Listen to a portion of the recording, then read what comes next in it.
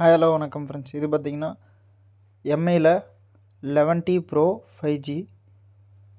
இது பார்த்திங்கன்னா 12 GB RAM, 256 GB storage. Mobile box full கிட்டோடு இருக்குது, பில்லோடு இருக்குது. இது பார்த்திங்கன்னா 44,000 கஸ்டமர் வாங்கியிருக்கிறாங்க. வாங்கி 2 வருஷம் ஆகுது.